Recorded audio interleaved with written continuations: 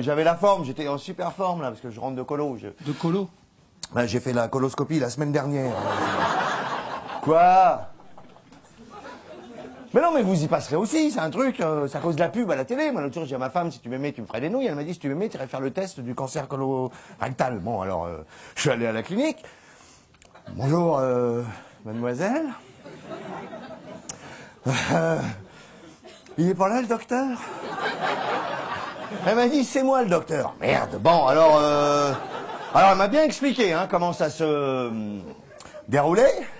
Je lui ai dit, vous êtes sûr 7 mètres et tout ça, ça rentre dans le forfait de la sécurité sociale? Alors, elle m'a fait mon ordonnance, rendez-vous le 28 à 8h du matin, Jean. Alors, l'ordonnance, oui, pour ceux qui n'ont pas passé le concours. Ça se voit tout de suite à la couleur des cheveux. Alors, non, la coloscopie, ça ne commence pas le matin à l'hôpital. Ça commence la veille au soir, à la maison, tout seul, pendant des heures, dans les cabinets. Hein. Si, bah parce qu'il faut avaler 4 litres d'une solution hydroélectrolytique. Alors, heureusement, parfumé à la vanille, et qui s'appelle le Colopeg. Alors, je vous le confirme, ça colle et ça pègue. Hein. Ça... Ah ben ils sont pas gourés sur le nom. Hein. Le Colopeg Vanille, retenez-le bien, si un jour on vous en propose un apéritif, n'acceptez pas. C'est happy hour toute la nuit. Je ne sais pas ce qu'ils ont foutu dans le Colopeg Gouvani, hein. Enfin en plus du Gouvani, mais c'est très efficace. Hein. Ah ben faut prévoir l'âge. Hein. Vaut mieux pas avoir des WC turcs, vaut mieux être assis. Hein, ça... Ah ben, il y en a pour un moment. Moi, j'ai eu le temps de lire les œuvres complètes d'Edgar Poe, hein. C'est pour vous dire. Bon, ça tombait bien. Hein. Et pendant ça, là, je me disais, tiens, voilà un produit magnifique qu'on pourrait utiliser pour relancer l'économie française. Alors, on en vendrait dans le monde entier. Ah ben si, ça vendrait bien. On en vendrait aux Américains. Au lieu de balancer des tonnes de bombes sur l'Afghanistan, s'ils avaient balancé du Colopeg Gouvani. Ça fait moins de dégâts, mais ça neutralise quand même pas mal. Hein. Ah ben ça aurait pas traîné qu'ils auraient rattrapé vite fait Ben Latrine et peut-être même le Mola au merde. Non, mais parce que je ne connaissais pas le produit. Alors je me suis renseigné, dis donc. Tiens, l'autre jour j'étais au défilé du 14 juillet. C'était quand ça d'ailleurs? Bon, peu importe. Et alors j'étais au défilé, je me disais, tiens, les légionnaires, avant d'aller au défilé, à tous les coups, ils se shootent au Colopeg Gouvani. Si, les légionnaires... Ah si, les légionnaires, je vous l'ai fait. Hein. Donc ça m'a rappelé un truc, et je me dis, mais qu'est-ce qu'ils vont foutre sur les Champs-Élysées avec une hache? Eh ben, c'est à cause du Colopeg Gouvani, tiens. Ben si, c'est en cas d'urgence, pouvoir péter la porte de la cabane au fond du jardin de la caserne. Ah non, c'est un truc, produit très très... Non, le Colopeg Gouvani, un produit super efficace. Alors, à part le goût vanille, hein, parce que goût Bordeaux, j'en aurais bu 2 litres de plus, hein, ben bon. Le 28 à 8h du matin, j'arrive à la clinique, à jeun. Alors, plus à jeun que ça... J'avais jamais été à jeun comme ça. Enfin, ah bah, avec le Colopeg Gouvani, t'es tellement à jeun, tu marches dans la rue, t'ouvres la bouche, ça siffle. Sans déconner. On aurait dit une vuvuzela. Alors on me dit, allez-y, c'est par là. On m'envoie dans le bâtiment spécialisé, une sorte d'usine à coloscopie. Hein. Ils font que ça, hein, et tout est à lavement. Et alors, la bonne nouvelle, ça ne dure pas longtemps, c'est une demi-journée. Hein. Grosso merdo. Et donc, du coup, ils en profitent, ils nous mettent à 3 par chambre. Alors, séparés par des paravents. Il faut bien ça, des paravents. Au bout d'un petit moment, il y a l'aide-soignante qui arrive et qui donne un petit cachet pour détendre. Hein, parce que ça, il faut bien l'avouer, hein, tout le monde serre les fesses et il faudrait pas. Alors, avec le cachet, ça va mieux, on est détendu, on voit des éléphants roses. En l'occurrence, en ce qui me concerne, c'était pas un éléphant rose, c'était une photo de Roselyne Bachelot qui avait inauguré l'hôpital. Bon, ça faisait l'affaire. En même temps, il me donne une petite nuisette comme ça, ultra courte, en papier cul bleu marine foncé, et qui s'attache dans le dos. Enfin, quand il arrive, hein, parce que dis donc, le mec qui a dessiné ça, c'était le même mec qui avait fait les emballages de vache qui rit. Tu sais, t'arrives pas au bout. Hein, il y a toujours une petite ouverture, hein. Du coup, on dirait une burqa, mais des fesses. Et alors moi, c'était la première fois que j'allais à l'hôpital. J'étais déçu comme tout, parce que je pensais qu'entre voisins de chambre se créait une sorte de ligue d'amitié, tu vois, on se raconterait nos misères, on se montrerait nos points de suture sur le crâne. Bon, bah là, on se montre rien. Hein. On regarde la télé en silence, ne serait-ce que pour voir si on n'est pas déjà sur YouTube digestif. Et on attend la brancardière. Bon, qui finit par arriver, gentil comme tout, qui me dit, bon, bah, c'est pas tout ça, on se dépêche un petit peu, parce que la salle d'op, c'est de l'autre côté de l'hôpital. Donc, me voilà embarqué à moitié à poil sur le brancard, à toute blinde, comme ça, avec ma nuisette qui arrête pas de se soulever dans les virages. Poussé par l'autre bombasse, là, probablement un poil sous la blouse aussi, mais bon. Je ne voyais rien, moi, j'étais dans le mauvais sens, alors, merde. Non, ça fout la trouille, hein. Oui, parce qu'en plus, elle avait pris l'habitude, pour passer d'un bâtiment à l'autre, pour ouvrir les portes battantes, elle les ouvrait avec le brancard. C'était un peu comme les wagonnets du train fantôme, tu vois. À ce moment-là, tu commences à te dire, wow, à côté de ça, Dr House, c'est les bisounours. Hein.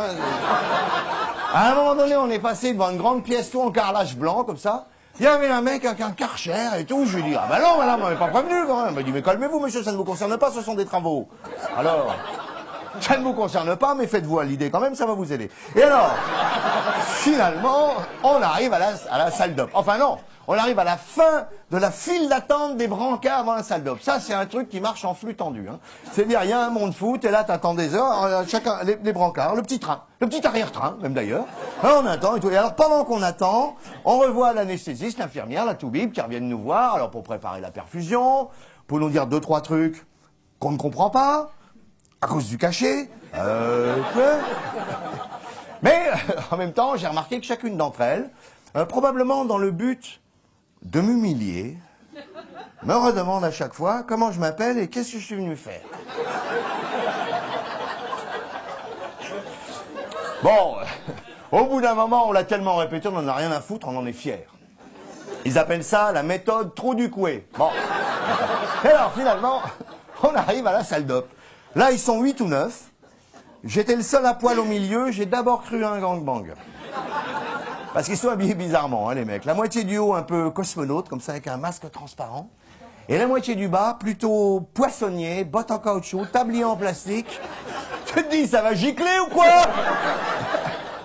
Moi, j'étais là comme un pauvre malheureux sur mon truc. Un peu comme dans un interrogatoire.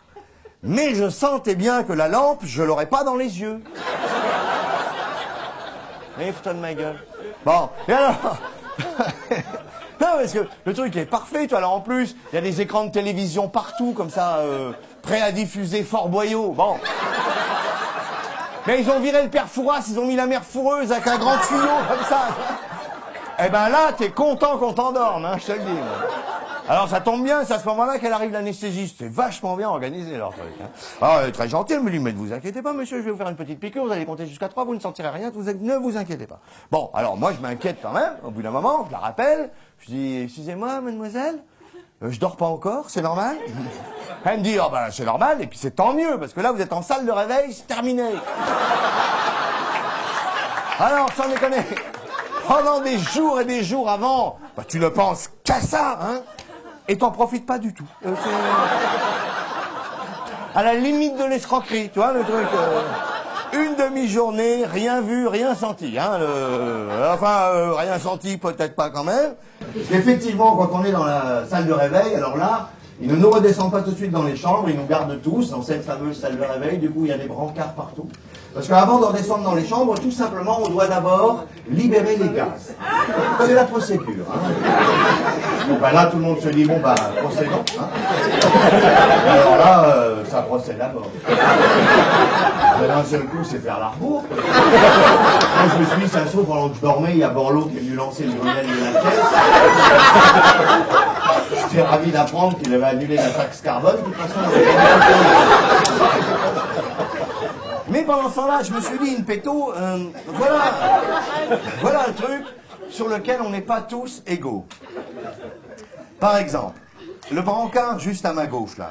Un mec très sympa, très rigolo, au demeurant, comme quoi, ça n'a rien à voir. Hein. Et alors lui, ça faisait un boucan d'enfer, mais d'un autre côté, ça ne sentait rien. En revanche, rien que d'y repenser, j'ai la tête qui tourne. Le brancard de droite, pourtant, je l'avais vu arriver, alors vraiment... une dame très chic. Très UMP. Très prout-prout, ça résume Alors, elle, on l'entendait pas, mais ça piquait les yeux. Mais qu'est-ce qu'il bouffe à l'UMP, bordel? Que j'ai demandé à la Toubib. Je lui ai dit, regardez, moi, madame, ça fait pas de bruit et ça sent rien. Alors, elle m'a vite filé l'adresse d'un bon ORL. Alors, je lui ai dit, mais pourquoi? Elle m'a dit l'ORL, parce que vous le valez bien. Elle m'a dit, maintenant, vous rentrez chez vous, vous reviendrez dans 5 ans, tout va bien. Vous voyez, c'est quand même pas grand-chose. C'est pour ça que je voulais vous rassurer tout simplement là-dessus. Prenez ça comme un documentaire. Non, le plus dur, finalement, pour moi, ça a été l'après-midi, quand je suis rentré chez moi. Parce qu'en réalité, ma femme et mes gosses m'avaient fait une petite surprise, hein, pour me changer les idées. Ils m'ont emmené à la foire du trône.